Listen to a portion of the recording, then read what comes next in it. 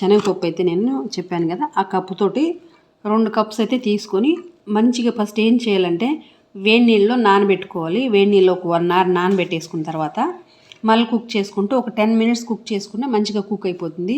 మీరు కుక్కర్లో పెట్టుకున్న బాగా మంచిగా కుక్ అయిపోతుంది. ఒక 3 విజిల్ అట్లా వస్తే సరిపోతుంది.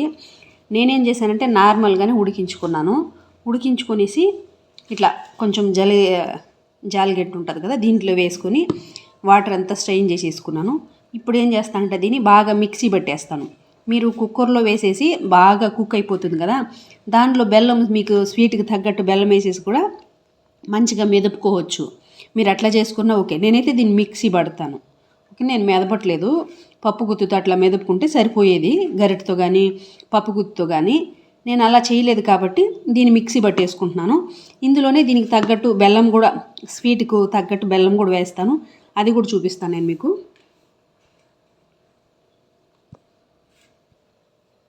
ఇట్లా జార్లోకి తీసుకున్నాను నేను. కొంచెం మీడియం సైజ్ జార్ ఉంటుంది కదా, ఈ జార్కి తీసుకున్నాను.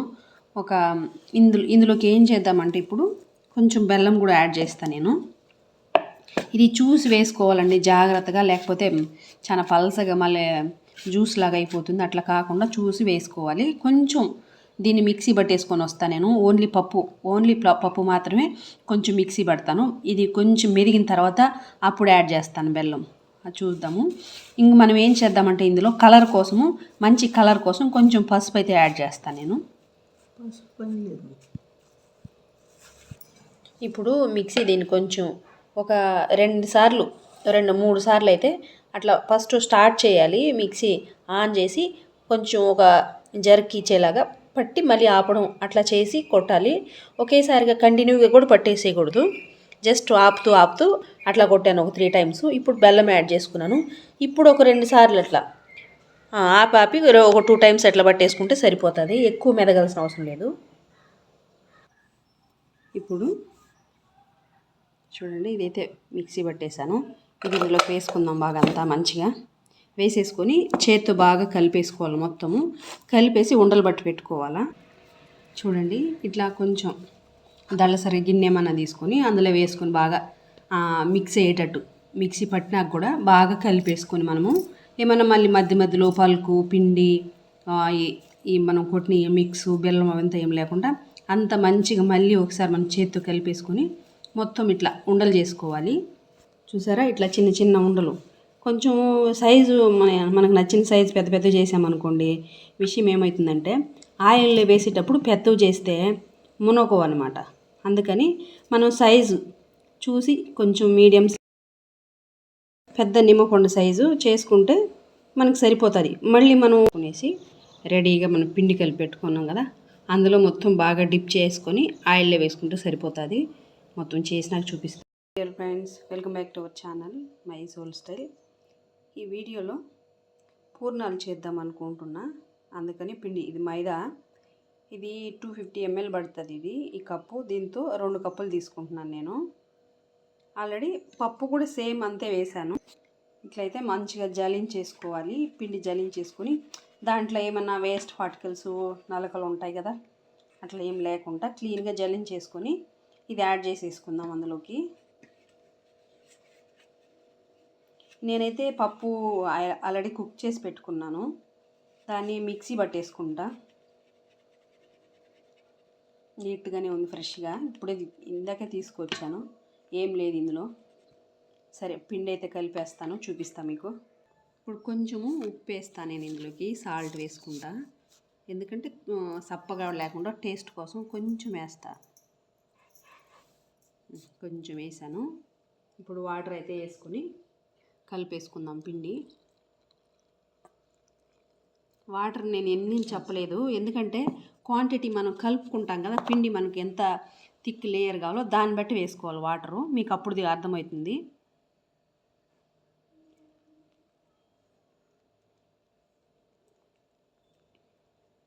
ఇంకా వాటర్ వేయాల్సి వస్తుంది, వేస్తూ కలుపుతూ వేసుకుంటాము.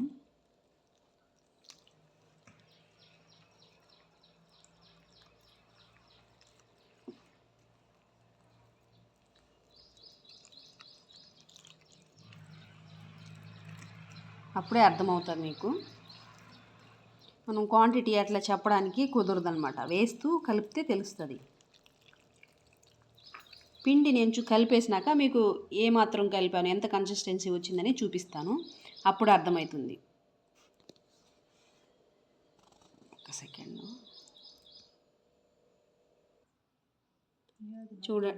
చూడండి, చూసారా ఇట్లా ఇంత ఉండలు అయితే రెడీగా ఉన్నాయి. ఉండలు పట్టేసుకున్నాము. ఇట్లాగా ప్లేట్ నిండుకి వచ్చాయి, అన్నీ రెడీగా అయితే పెట్టేసుకున్నా. అలాగే ఆయిల్ కూడా పెట్టేసుకున్నా. 1 లీటర్ వేసుకున్న ఆయిల్. కొంచెం పెద్ద పెనుము పెట్టుకున్నా, నేను చిన్నదైతే కదా పెద్దదే పెట్టుకున్నా, ఎందుకంటే కొంచెం ఫ్రీగా ఉంటుంది కదా, చాలా వేయచ్చు. కొన్ని కాకుండా చాలా వేసి తొందరగా చేసేసుకోవచ్చు కదా, అందుకోసం పెద్దదే పెట్టాను నేను. తీసుకోవడానికి కూడా మనం అవి కాలిన తర్వాత ఎత్తుకోవడానికి అన్నిటికీ ఫ్రీగా ఉంటాయి కదా వేయడానికని, అందుకని పెద్ద పెనుము పెట్టాను. ఆయిల్ కాగుతూ ఉంది, ఇంకా ఆగనిచ్చి ఇవి మనం పిండిలో డిప్ చేసి వేసుకోవడమే. పిండి రెడీ, ఉండలు రెడీ, పొయ్యి మీద ఆయిల్ రెడీ. కాగిపోతే మనం ఇంకా వేసేసుకోవచ్చు, అన్నీ సిద్ధంగా ఉన్నట్టే. ఇప్పుడు ఆయిల్ కాగింది, ఒకటి వేసి చూద్దాము ఎట్లా వస్తుందని. కాగింది ఆయిల్ అయితే.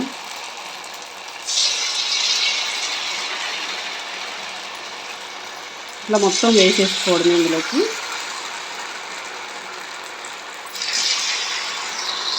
ఇట్లా మొత్తం వేసేసాము ఇందులోకి. ఇంకా కూడా వేసుకోవచ్చు, కొంచెం బురుగు తగ్గనిచ్చి మళ్ళీ టర్న్ చేసుకోవాలా.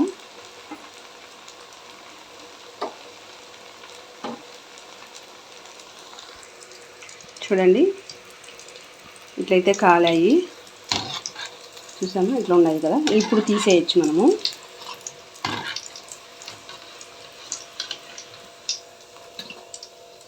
ఇట్లా మొత్తం కొంచెం పెద్దది తీసుకుంటే మొత్తం వేయడానికి తీసేసుకోవడానికి బాగుంటుంది.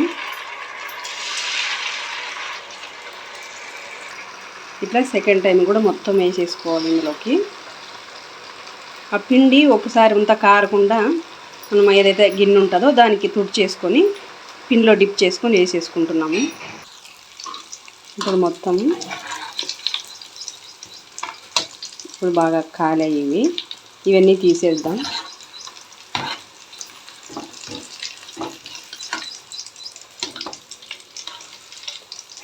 మీరైతే మంచిగా వేయండి, మా అమ్మలాగా వేయకండి. మా అమ్మ కొన్ని ఒక్కొక్క షేప్లో వేస్తుంది పిండి అంతా. చూడండి కొంచెం అట్లా అవుతుంది, పెనుములంతా అట్లా లేకుండా మంచిగా అందులో వేసి డిప్ చేసినప్పుడు తుడిచేసి వేసుకుంటే బాగా వస్తాయి. ఇంకా వేద్దాం, ఇంకా ఉన్నాయి. ఇట్లా మొత్తం వేసేసుకుంటే సరిపోతుంది.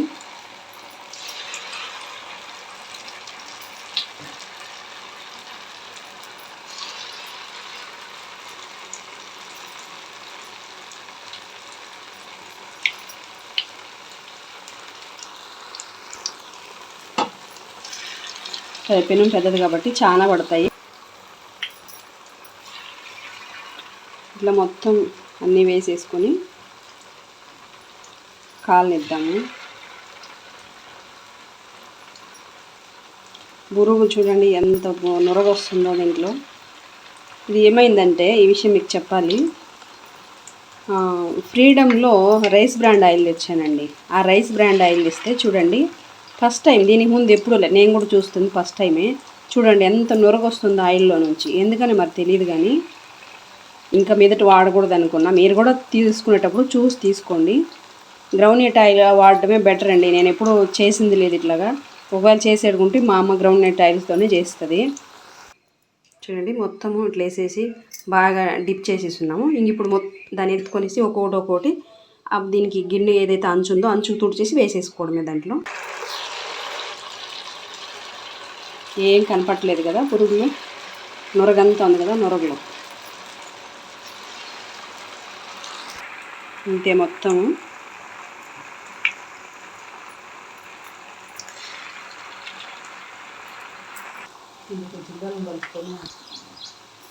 ఇప్పుడు లాస్ట్ ఇది అయిపోయినాయి, ఇంకా అన్నీ మొత్తం వేసేసాము. కొంచెం కలుపుకుందాం, ఇవి టర్న్ చేసుకున్నాం. కలుపుకుందామంటే వేరేలాగా అనుకోకండి, కింద పైకి కిందికి అట్లా టర్న్ చేసుకున్నాము.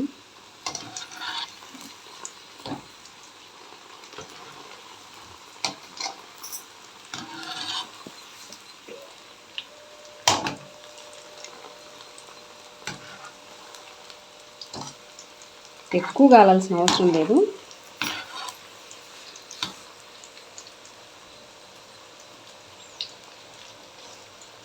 ఆయిల్ కూడా పెద్దగా దీనికి పట్టదు, లాగవు.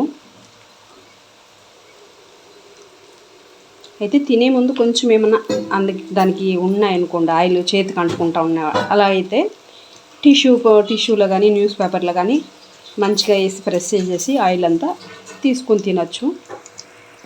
ఇప్పుడు స్టవ్ ఆపేసాను, ఎందుకంటే అన్నీ కాలిపోయినాయి, ఇదే లాస్ట్ టైం కాబట్టి.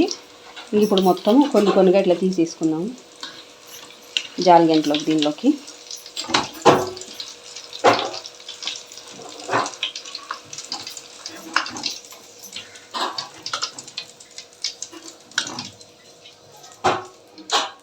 మొత్తం కంప్లీట్గా అయిపోయాయి. మనకు పిండి మిగిలింది కదా, ఆ పిండిలోకి కొంచెం బెల్లం వేసేసి కలిపేసి బాగా ఒక దోశలాగా, రొట్టెలాగా వస్తుంది అది. అంటే మన పొరోటా ఉంటుంది కదా, పొరోటా ఎలా ఉంటుంది, ఎందుకంటే అది మొత్తం మైదానే కాబట్టి. కానీ ఇప్పుడు నేను మైదాతో చేశాను కదా, యాక్చువల్లీ నాకు తెలిసినప్పటి నుంచి, నా చిన్నప్పటి నుంచి నేను చూస్తున్నది ఇదే చూస్తున్నా మైదాతో. నేను ఈసారి చేసేటప్పుడు ఇంకా హెల్తీగా ఏం చేద్దామంటే, నేను గోధుమ పిండితో వేసి చూపిస్తాను మీకు, ఓకేనా? గోధుమ పిండితో వేసి చూపిస్తాను. ఇప్పుడు మైదాతో వేసాను కాబట్టి. ఓకే అండి, చూడండి మొత్తము ఇట్లా ఆర్ట్ బాక్స్లోకి వేసేసుకున్నా. దీనిపైకి మూత పెట్టేసుకుంటే వేడివేడిగా అయినా కూడా తినచ్చు, చల్లగా అయినా కూడా బాగానే ఉంటాయి, నో ప్రాబ్లం. ఇప్పుడు ఇట్లా ప్లేట్ తీసుకున్నా. ఇప్పుడు ఏం చేద్దామంటే ఫస్ట్ టిష్యూ వేస్తాను దీనిపైకి.